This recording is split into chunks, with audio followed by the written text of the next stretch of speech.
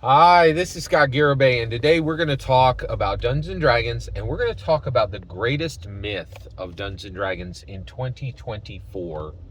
And that is that bad players should not be at your table. Bad players should be at your table. You should be pursuing bad players. Welcome to Scott Garibay's channel. Everything you know about Dungeons & Dragons is wrong. Let's get it right. All right. So what gave me this revelation that we should be pursuing bad players at our table? The band, The Beaches, and their amazing song, which has been on heavy rotation in my world, called Blame Brett. Okay? And so why did I start listening to this song? Because it's a banger. This song is a banger. You will find the link to Blame Brett below. And I'm sorry to do this to you, but you ain't going to understand this video if you ain't heard that song, right? So basically, the Beaches have given the world a revelation about Dungeons & Dragons with their song Blame Brett. So listen to Blame Brett, and then come back here and listen to the rest of this video. Okay, let's go. All right, now you've seen the Beaches do Blame Brett, right? And they are talking about themselves in the dating world, right? Each of those girls are talking about themselves in the dating world in Blame Brett. And the song is an amalgamation of all of their dating experience and what they're like in the dating pool, right? And what's really fascinating is, let's get Scott, I get this all the time. Scott, why do you mix Dungeons & Dragons and religion? Why do you? Because they are a lot alike. Why do you think they both use the word canon? Or and you're like, wait, Scott, are you saying that playing Dungeons & Dragons is a little bit like dating? Yeah, I am, right? So one, get your mind out of the gutter, right? So first of all, it's certainly not exactly like dating, right? Because people, when they date, do things that you would never do at a Dungeons & Dragons table. And if you did that at a Dungeons & Dragons table, you'd have to burn that table, right? So yes, there's some differences, but here's the things that are alike. What is alike? Well, what's alike is that you're looking for the right people, right? You're looking for people who are gonna connect with you, right? And you're like, wait a second, Scott, wait for it. I'll explain to you how bad players will connect with you and everybody at your table. Okay, we'll get there. Be patient. You're looking for the right people who are gonna do the thing, right? That who are gonna date. And when I mean do the thing, I mean, so what do I mean when I say do the thing for dating? Well, frankly, there's a lot. Playing Dungeons & Dragons is a lot like dating, right? Like, you need the person to show up physically, right? Physically show up, be there, right? That is the number one thing you are looking for in a Dungeons & Dragons player. And how long do you need them to show up? It's exactly the same as dating. 6 to 12 dates, right? 6 to 12 sessions, right? First of all, if you're running 6-month, 12-month, 18-month campaigns, you suck, right? You need to tell a story. You need to tell a complete story that people will remember forever in 6 to 12 sessions. And if you can't do that, go find your place with Call of Cthulhu community. Go find your place with other scrub games that don't matter, because Dungeons & Dragons don't need you, right? The day of long campaigns and, hey, would you like to play my Dungeons & Dragons campaign? Well, how long does that last? Forever! No, it's done. This ain't the 80s. We're finished with that, right? You need a person who's going to show up physically for 6 to 12 sessions at your table, right? And they're going to bring a PHP. They're going to bring their dice. Now, what is that like in dating? They have a job, right? Like, you don't want to date someone. Nobody wants to date anybody who doesn't have a job, right? Like, that's the person who brings their PHP, brings their dice, right? And has read the rules. That's just, basic. And get this, a lot of people out there dating with no jobs, right? Like, yeah. So basically, you need people to show up physically at the space and do the thing, right? Which is to play Dungeons & Dragons. And in dating, it's like, do the thing is go out for a meal, go to a movie, right? Like, I'm not talking about that one thing you're thinking of. Like, that is different. We don't do that in Dungeons and Dragons, right? But dating is very similar, right? So once we realize that Dungeons and Dragons, getting Dungeons and Dragons table players at the and you're like, oh, Scott, we don't have to have them at a physical table. It's just like dating, right? If you found somebody who wants to date you and never wants to be in the physical presence of you, you're getting catfished or worse, right? And I'm going to say it loud. Listen carefully. Online Dungeons and Dragons sucks to the core, right? We now know it. We know it, right? That's what the Great Pandy taught us. Online D&D sucks. No one came out of the Great Pandy and was like, oh, thank goodness for online D&D. Everybody's like, that is trash D&D. Do not want. Let's get back to the table, right? So first of all, let's be super clear, right? Dating and Dungeons and Dragons are the exact same thing. You do it physically. You are in physical proximity with each other. And if you're dating somebody by Zoom, you don't know what dating is, right? And if you're Dungeons and Dragonsing by Zoom, you don't know what Dungeons and Dragons is. All right, I want to be super clear about that, right? So D&D and putting together actual D&D is a lot like dating, right? In fact, it only really excludes one thing, right? Now, let's get to the bad player part. Wait a second, Scott, did you say that I should be pursuing bad players? Yes, I did. Let's get all the way there, okay? Listen to that song, right? These girls from Beaches are singing a song, and they're like, hey, we're going to date, and I'm going to treat you bad, right? I'm going to mess around. I'm going to, I'm going to betray your trust, right? I am your worst freaking nightmare, right? Okay, and you're like, okay, I heard your song there, ladies in the Beaches.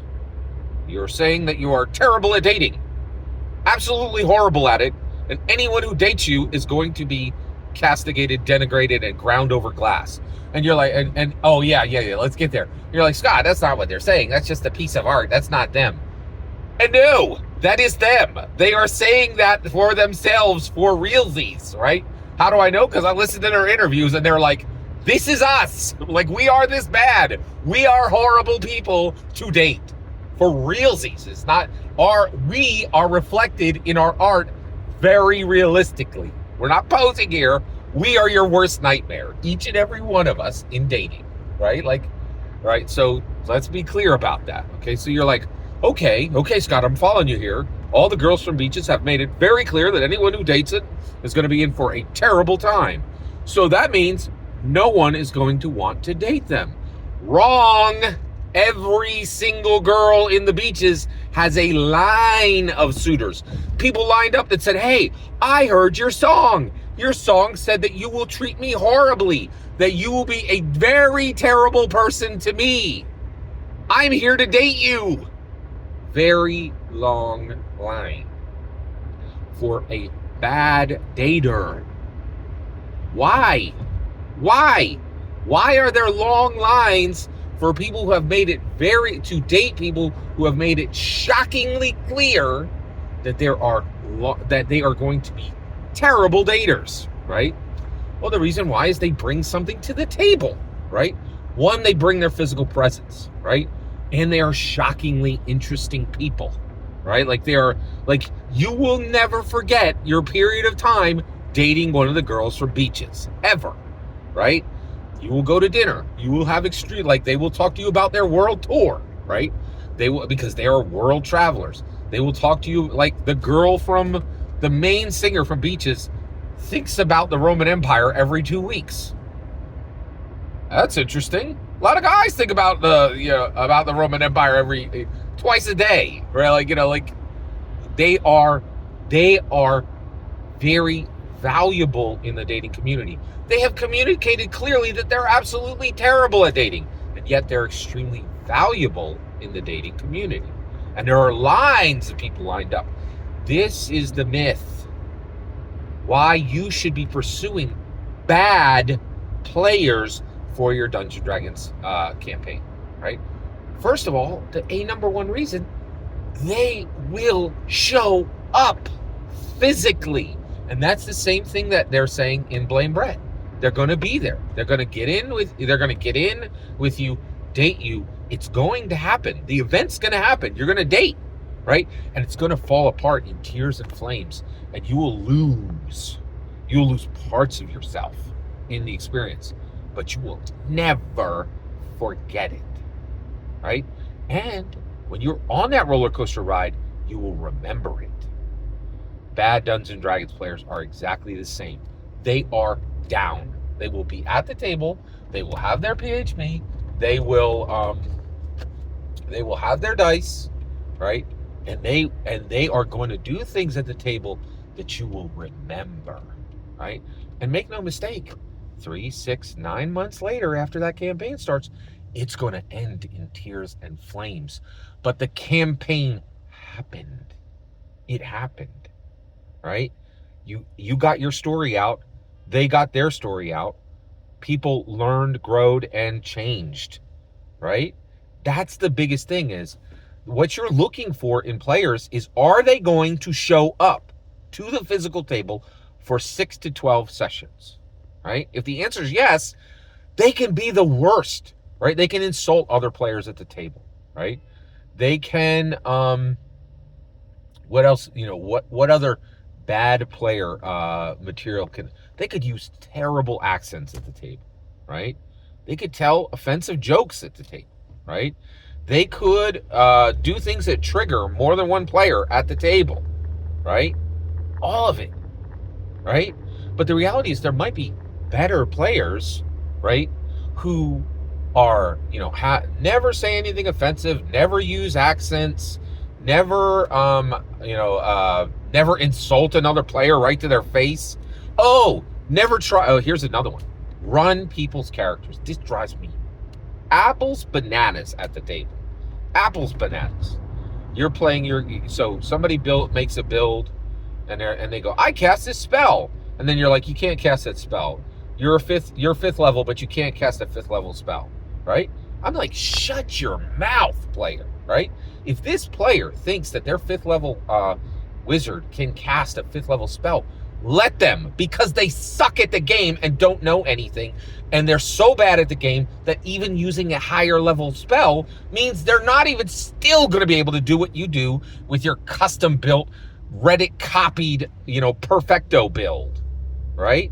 People who run other players' characters. There's so many terrible things that a bad player will do at your table, but you'll still keep them there over a good player, right? Because the good player, I just got promoted at my job. Bye. I'm not at the table anymore. But you promoted, right? You pursued the good player who is now gone and doesn't meet the basics of what you need in a player, which is showing up, right? That's the issue. So this is my point.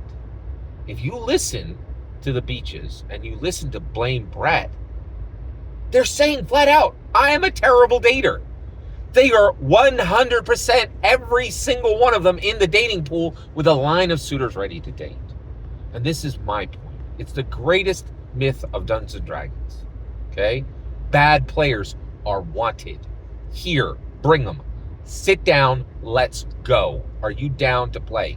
Do you have your PHP? Do you have your dice? And for the Beaches girl, that's like, hey, are you physically going to be in the space I'm at, right? And are we going to go to dinner? And are we going to have a great dinner and talk? And then go for a walk in the moonlight afterwards? It's the same thing, right? And the answer is yes. The Blame Brett girls are going to do that. 3 weeks after that, 3 months after that, it's going to turn to tears and flames. And my point is, no. We in the D&D community, we're looking for the bad player. Bring it. Let's have epic tales that turn to tears and flames at the table. Relationships broken, right? Parts of ourselves lost, right? That's my point. Do not shut down your game because you have bad players. Don't shut down your game because you don't have the good players. Play, right? Suffer the broken heart. That's my point. Every single word you just heard is my humble opinion. What is important is when I get to hear your humble opinion. When you get in the comments and send your traffic, please consider liking and subscribing, and have a wonderful millennium.